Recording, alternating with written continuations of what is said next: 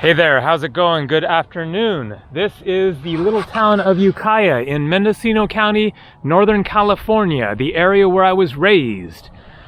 In the smaller town of Willits, just a 20-minute drive north of here. The California coast is an hour away.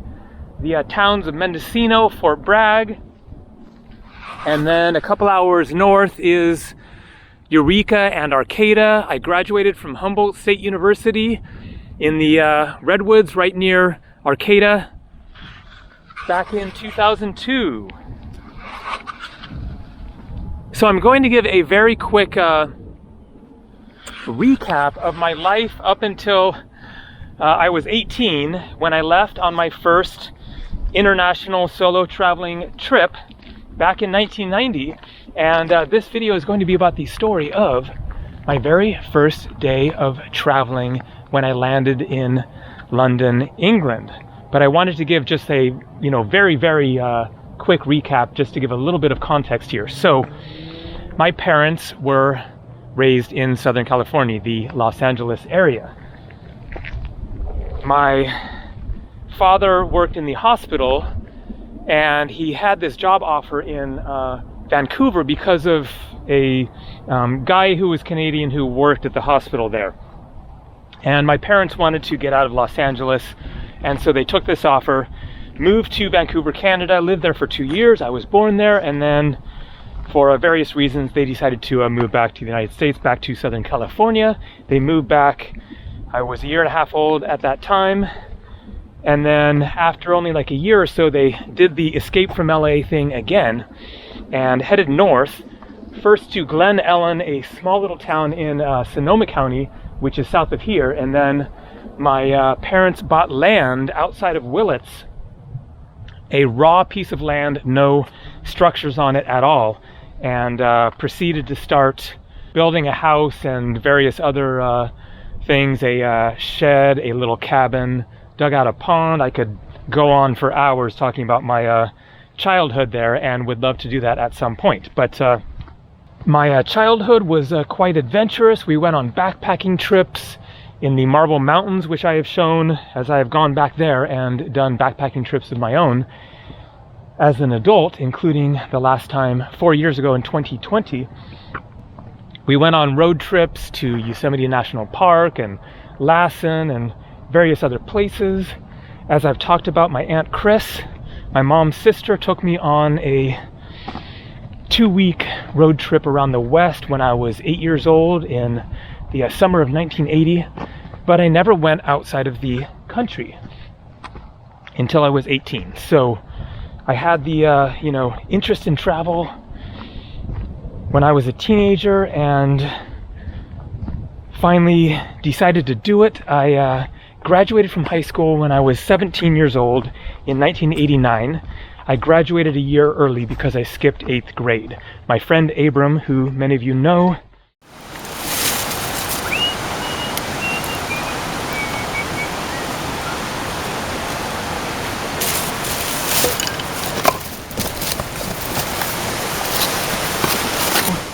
had skipped 7th grade, and I wanted to be in the same grade as him, so my parents arranged to get me to skip 8th grade, and then we were 9th graders together.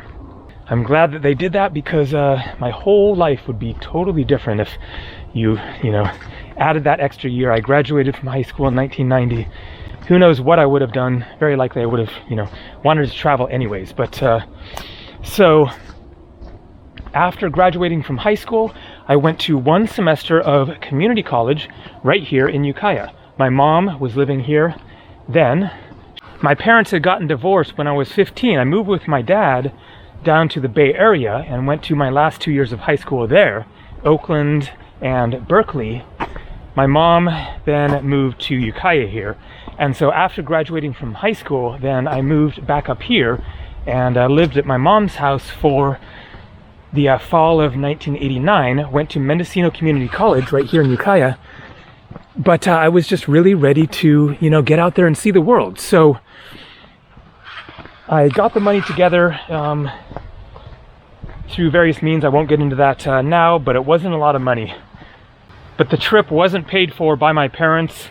My dad gave me $300 right before I left. Well, my birthday was right before I was leaving, so I got like a $300 birthday present from my dad, which was crucial because I ended that trip with like $50 to my name. But anyways, I bought the round trip flight, San Francisco direct to London, and then coming back 3.5 months later in August. And then I had around $1,300 to spend in Europe for almost 4 months. That works out to like $10.50 a day, I think. So, we got a little bit of wildlife.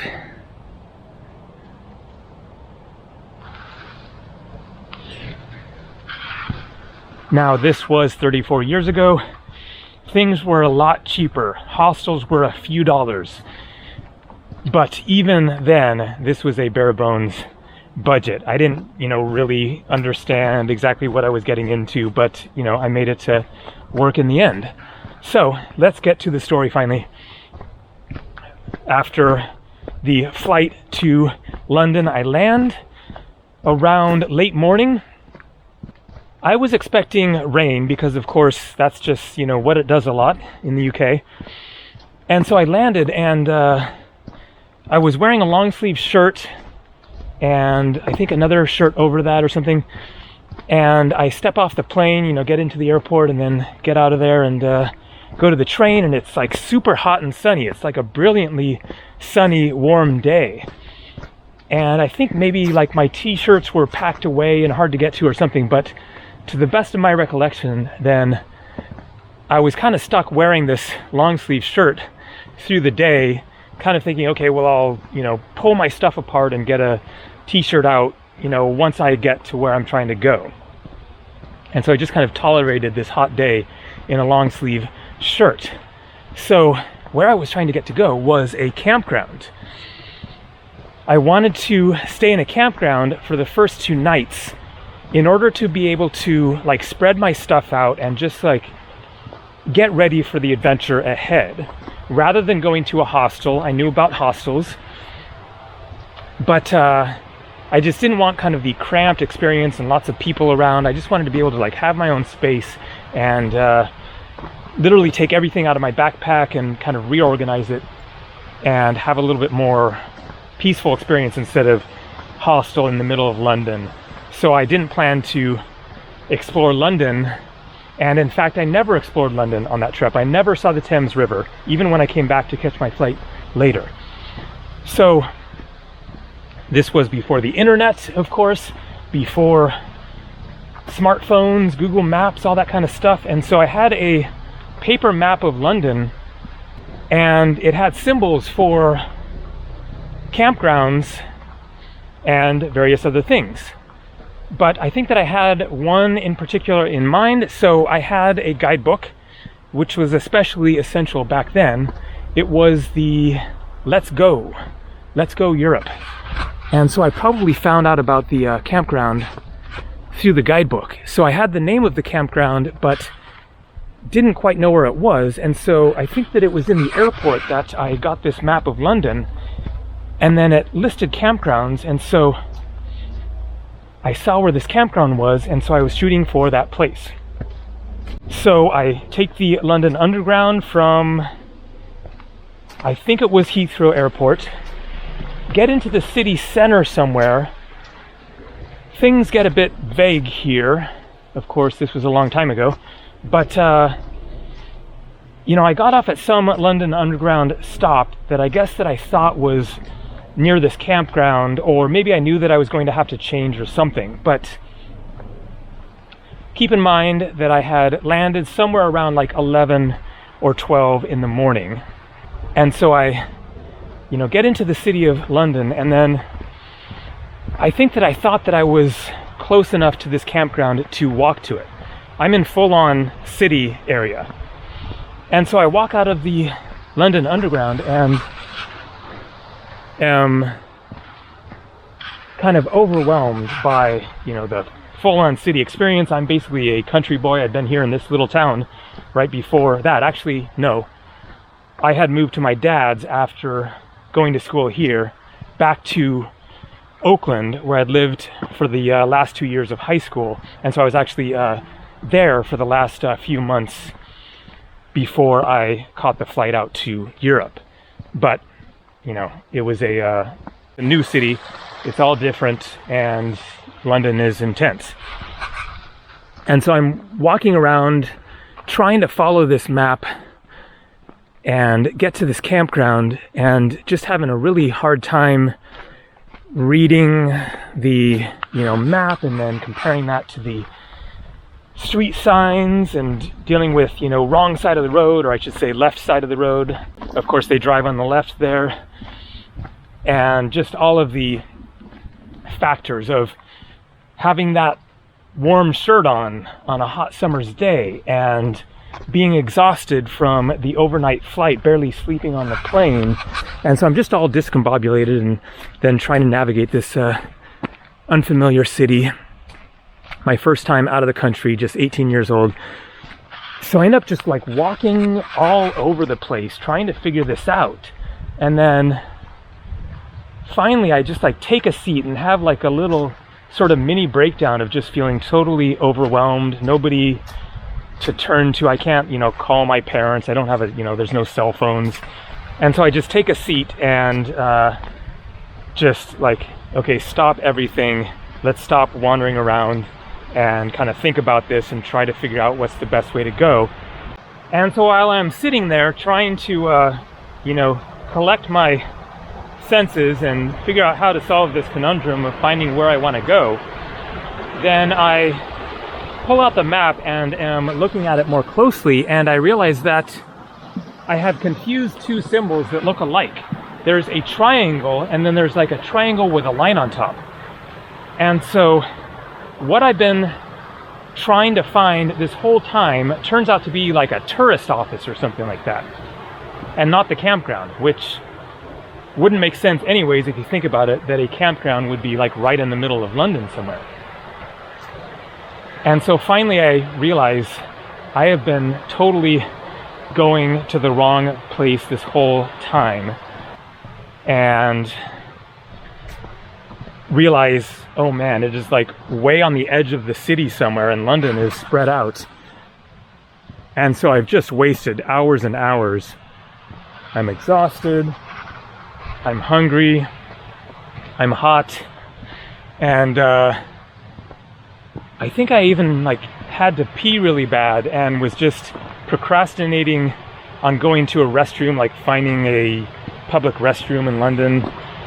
I was just in this mode of like, let's just get there and then we'll, you know, find a restroom and put on a more appropriate shirt. You know, I was just kind of on this like bulldog, like just go and get there, and then I can really relax there and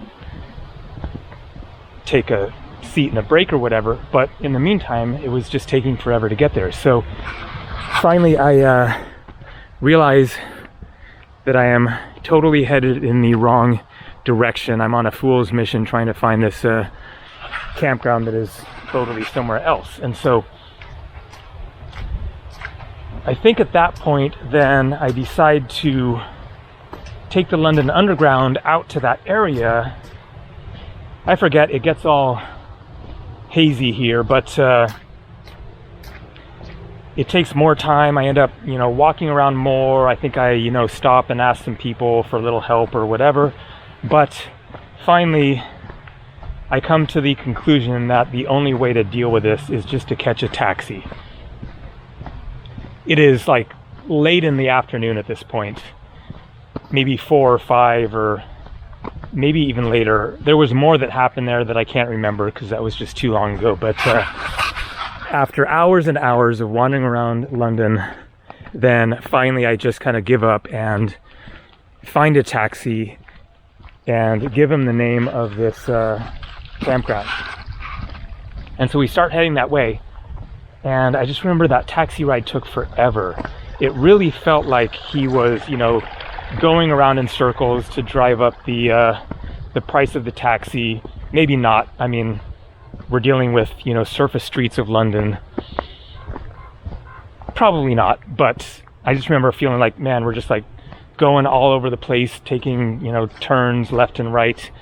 And it took, I don't know how long, but an hour or two or something. Finally, we get there. It cost somewhere around 30 euros, which would be a ridiculously cheap price now for that length of a taxi ride. But at the time, that was a good chunk of money, and I was, kicking myself for spending that much money just on transportation my first day when I have such a limited budget. But that was just what needed to happen, and he did in fact get me there.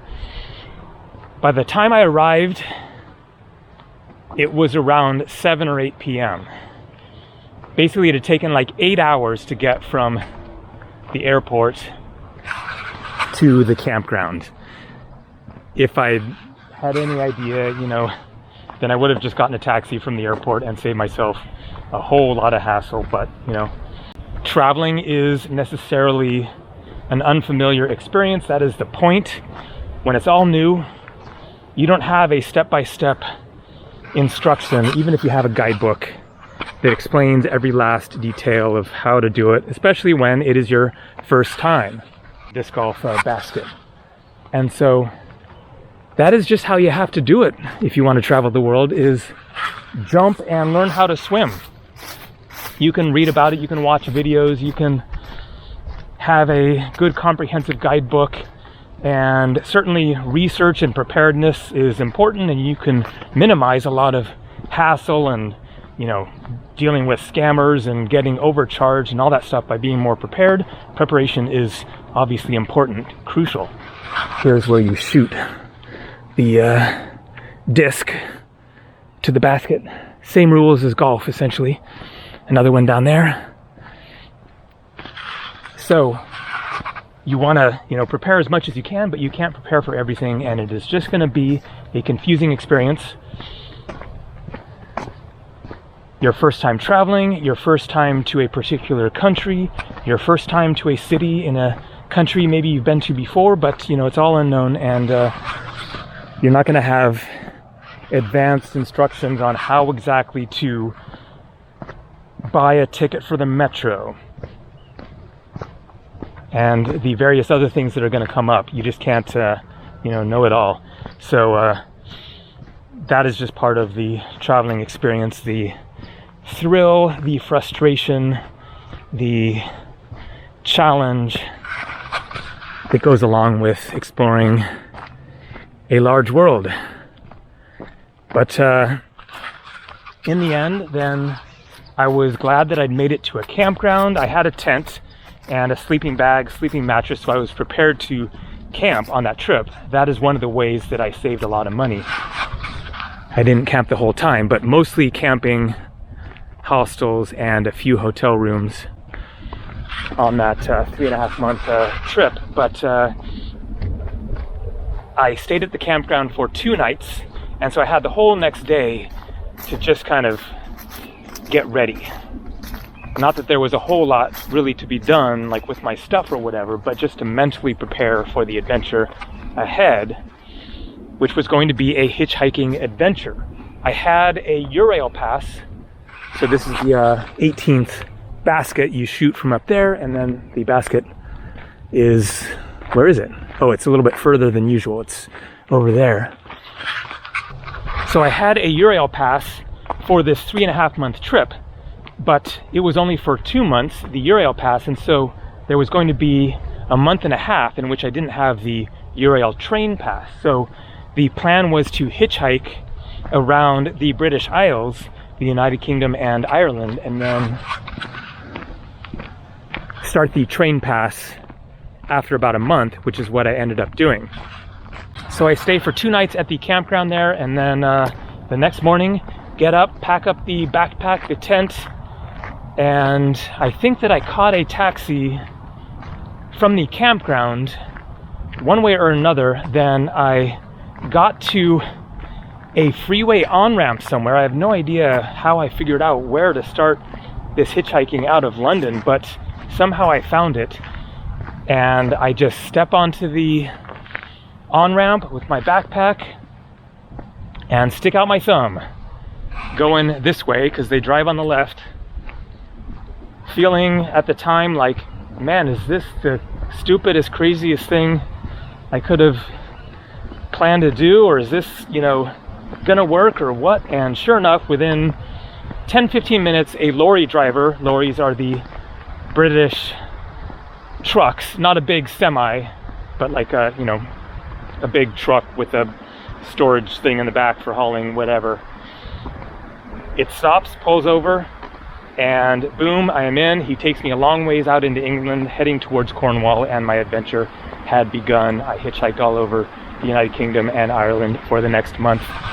It was an absolutely epic, amazing journey, which I hope to get around to telling more about in another video at some point. So that is all for now. More coming from California, most likely. Tell some more stories, whatever, give some travel tips, something like that, depending on the weather. We lucked out today. Got a good day for hiking around in the park. All right, take it easy. Happy trails.